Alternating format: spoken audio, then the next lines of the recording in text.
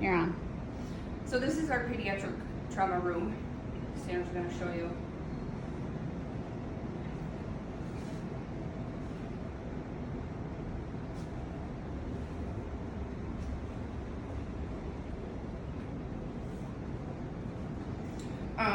So we have weighted beds if it's bigger than a baby. Other than that, we have the Roslo tape. If you guys aren't familiar, it's gonna tell you everything you need to know, your weights, what meds to give by weight, because everything is by weight with a kiddo. Everything.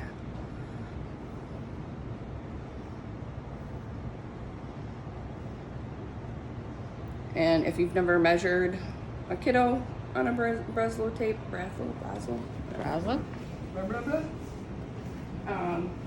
You're gonna put their head here and then measure down, right? Yeah. Mm-hmm. So from the head down to the heels. We also have our pediatric crash cart, which again, everything's by weight. You can see 6 to 9 kilos, 10 to 11, and so on and so forth.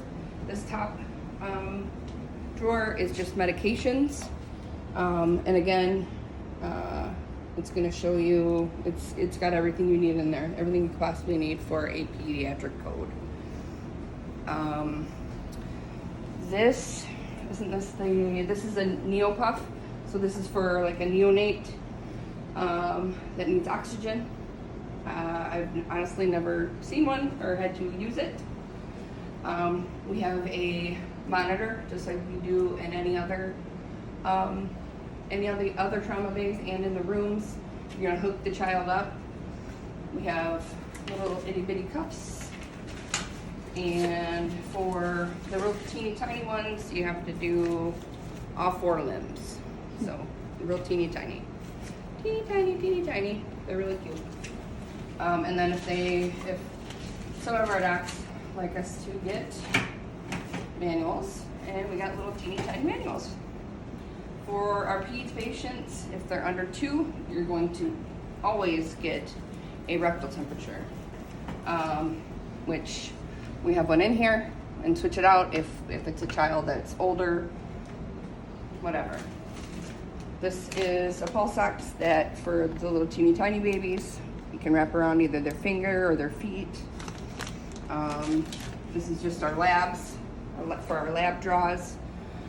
Come over here, and we have all these smaller stuff for like a nasal cannula for a kiddo, a non-rebreather. We have little teeny tiny baby C-collars. We also have everything set up. This is for pediatric CPR, and it'll see 1 to 8 years, or 0 to 8 years, and then less than 55 pounds. Because if they're over 55 pounds, we're going to use the adult. And the Zoll actually, the Zoll does everything. So you turn it to monitor, and if the patient's in cardiac arrest, we're going to obviously put it right on the monitor. We can also move it to defib. You just to change the energy, and then you charge and then shock. And we can also pace on this. I believe we got these. We don't have the right ones in here. Oh, no. I don't think we got the right ones in here for the pediatric pacing. So there's that. Here's for we want to see their CO2 go off. We have a warmer if we deliver a baby. It's only ever happened to me once. It was crazy. It was a lot of fun. And then all of our drawers, it's going to have everything that we need, possibly think for a baby. Arm boards. Hold on, let me find some stuff that I want to show you.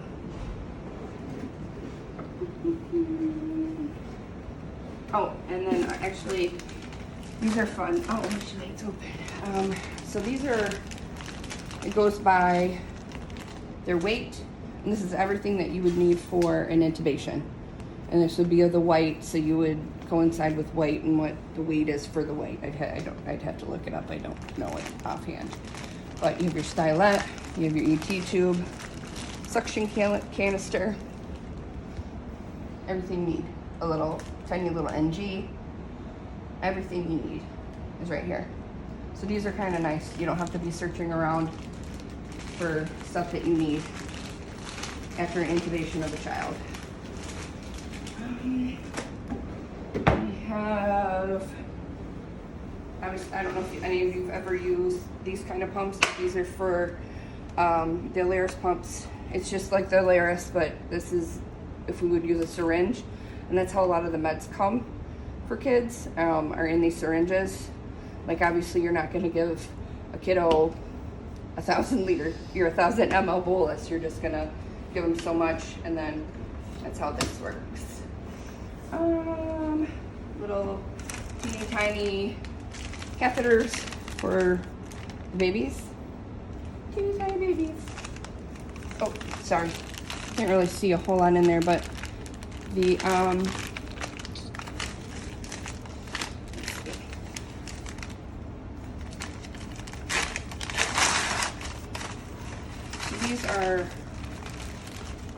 these are cool too, because again, everything you need is right in here. So it's just like a regular urinary cath kit, except you got this little teeny tiny tube and this little teeny tiny to go in there.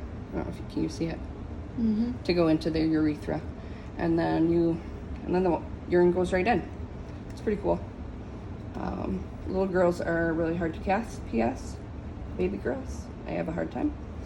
But you got your sterile gloves, your iodine, and your lube. So everything you need, because the doctors a lot of times are going to want a sterile specimen. We can use pucks if we're not trying to rule out infection, but a lot of times the docs are going to want you to straight cath for a urine, especially in the babies. It's not fun because the babies cry and the moms freak out, but it's part of the job. So, and you only get better the more you do them. So little boys are a little easier, obviously. The little girls, they're weird. The urethra's in a really weird place sometimes. And we got little baby, like kiddo gowns. Got a baby scale. Yeah, I think that is about it. Like I said, we have a baby warmer that takes forever to warm up if we do deliver a baby in the ER. But usually the baby's got to be coming out before we deliver the baby. So usually we try to get them upstairs quicker than, and then usually pediatric nurse comes down. There's usually a pediatrician on call. They come in. And we are not pediatric, like we're certified, but most of the time our kiddos get sent out. Like we're here, we stabilize them, and they are gone. They're gone usually within 30 minutes, if that. We get them out right away, because we're not equipped to handle everything. You know, we can get them stable, but then they're gonna go. We're not a peds hospital. Yes, exactly. We don't have a peds floor. You're welcome. Sorry. Yep, we're not a peds. Yeah, we are not pediatrics. So, I think that's it with this.